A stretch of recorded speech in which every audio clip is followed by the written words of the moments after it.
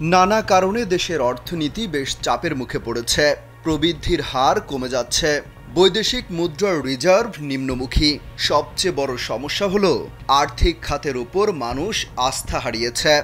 এজন্য অর্থনৈতিক বেশ কিছু কারণ থাকলেও সবচেয়ে বড় ভূমিকা রেখেছে দুর্নীতি ও অর্থ পাচার। ঋণ খেলাপি ও টাকা পাচারকারীদের ক্ষমতা শক্তিশালী অবস্থানে পৌঁছেছে। কালবেলাকে এসব কথা বলেছেন অর্থনীতিবিদ অধ্যাপক এম আকাশ। তিনি বলেন, দেশের ব্যাংকিং খাত ধ্বংসের জন্য যারা দায়ী, মানুষ তাদের বিরুদ্ধে দৃশ্যমান ব্যবস্থা দেখতে চায়, কিন্তু সেই ধরনের কোনো পদক্ষেপ নেই। পাচার হওয়া টাকা ফেরত আনারও কোনো লক্ষণ দেখা যাচ্ছে না।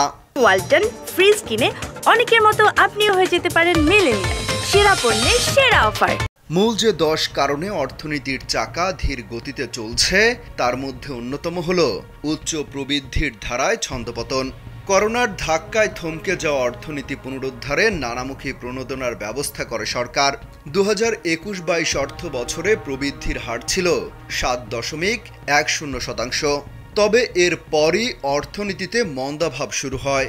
চূড়ান্ত হিসেবে 2022-23 অর্থ বছরে জিডিপি প্রবৃদ্ধি হয়েছে 5.78% হারে। মহামারীর সময় বাদ দিলে প্রবৃদ্ধির এই হার গত 13 বছরের মধ্যে সর্বনিম্ন। দ্বিতীয় কারণ হলো লক্ষ্য অনুযায়ী রাজস্ব আসছে না। প্রতি বছর বাজেটের আকার যে হারে বাড়ছে, সেই অনুযায়ী রাজস্ব আদায় বাড়ানো যাচ্ছে না। এই কারণে প্রতি বছরই বড় আকারের বাজেট বাস্তবায়নে হোঁচট খাচ্ছে সরকার। এবারও পরিস্থিতি বদলায়নি। গত মার্চ পর্যন্ত রাজস্ব আদায়ের লক্ষ্যমাত্রা ছিল 2,81,745 কোটি টাকা। আদায় হয়েছে 2,59,886 কোটি টাকা।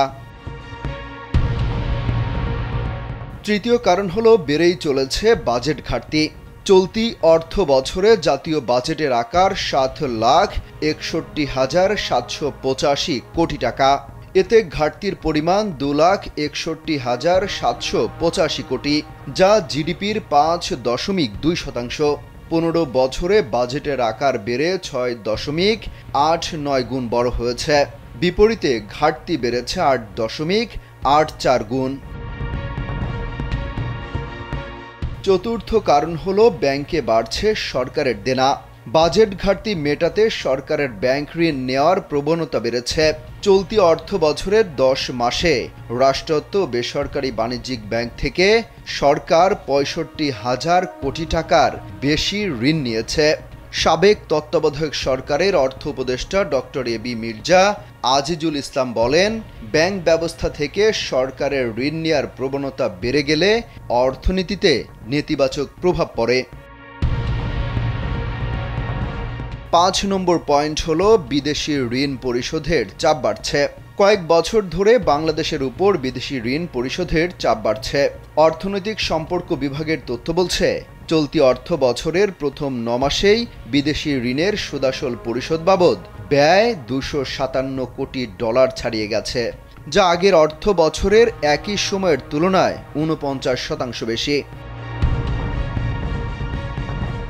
6 নম্বর পয়েন্ট হলো রপ্তানিতে ভাটা, স্বস্তি রেমিট্যান্সে। চলতি অর্থ বছরের প্রথম 10 মাসে মোট রপ্তানি আয় হয়েছে $4,747 কোটি, যা লক্ষ্যমাত্রার চেয়ে প্রায় 7% কম। তবে বৈদেশিক মুদ্রার আয়ের আরেক উৎস প্রবাসীদের পাঠানো রেমিটেন্সের ক্ষেত্রে ইতিবাচক ধারা অব্যাহত রয়েছে। শুধু এপ্রিল মাসেই এই প্রবৃদ্ধির হার 21% বেশি। মন্দা অর্থনীতির অন্যতম কারণ হল রিজার্ভ নিম্নমুখী। 2021 সালের আগস্টে বাংলাদেশ ব্যাংকের কাছে বৈদেশিক মুদ্রার রিজার্ভ ছিল $4,800 কোটি বেশি, আর বর্তমানে সেই রিজার্ভ কমে দাঁড়িয়েছে $2,377 কোটি। যদিও আন্তর্জাতিক মুদ্রা তহবিলের হিসাব পদ্ধতি অনুযায়ী রিজার্ভ $1,832 কোটি। অর্থনীতি নিয়ে আরেক দুশ্চিন্তার নাম মূল্যস্ফীতি। নানা চেষ্টা করেও মূল্যস্ফীতির লাগাম টানতে পারছে না সরকার।